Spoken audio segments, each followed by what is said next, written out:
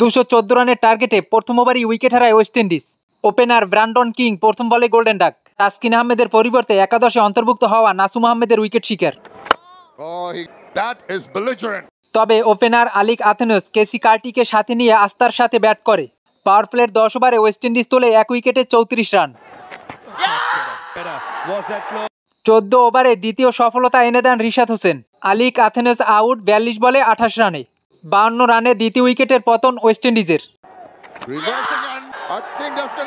দুর্দান্ত খেলা কিসি কার্টিকে 35 রানে বিদায় করে দ্বিতীয় উইকেট তুলে নেন রিশাদ হোসেন। 82 রানে ক্যারিবিয়ানদের তৃতীয় উইকেটের পতন।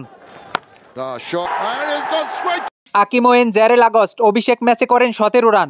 স্পিনার তানভীর ইসলামের উইকেট শিকার। শেরফেন রাদারফোর্ডেরও দ্রুত বিদায়। শেরফেন রাদারফোর্ড আউট 7 রানে। টাইগারদের স্পিন ঘূর্ণিতে একে একে শ্বাসঘরে ফিরে ওয়েস্ট ইন্ডিজ ব্যাটসম্যানেরা।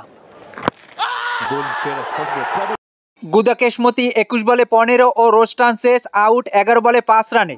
133 রানে 7 উইকেটের পতন ওয়েস্ট ইন্ডিজের। তবে অধিনায়ক শাই হোপ জাস্টিন গ্রিপসকে সাথে নিয়ে অষ্টম উইকেট জুটিতে কঠিন প্রতিরোধ গড়ে। 40 ওভারে ওয়েস্ট ইন্ডিজ তোলে 8 উইকেটে 150 রান। বিপজ্জনক পার্টনারশিপ ভাঙে 177 রানে। জাস্টিন গ্রিপস রান আউট 26 রানে। শেষ 5 ওভারে ওয়েস্ট ইন্ডিজের জয়ের জন্য দরকার 37 রান। উত্তেজনাপূর্ণ ম্যাচে শেষ ওভারে ওয়েস্ট ইন্ডিজের জয়ের জন্য দরকার 4 রান। সাইফ হাসানের ওই ওভারে 1 উইকেট হারিয়ে সংগ্রহ করে 3 রান, ফলে ম্যাচ গড়ায় সুপার ওভারে। সুপার ওভারে ওয়েস্ট ইন্ডিজের সংগ্রহ 1 উইকেট হারিয়ে 10 রান। 11 রানের টার্গেটে বাংলাদেশের প্রথমে নো বল ওয়াইটি আসে 4 রান। 6 বলে 7 রান নিতে ব্যর্থ বাংলাদেশ। সব মিলে সুপার ওভারে বাংলাদেশ 9 রান সংগ্রহ করলে 1 রানে হারে বাংলাদেশ।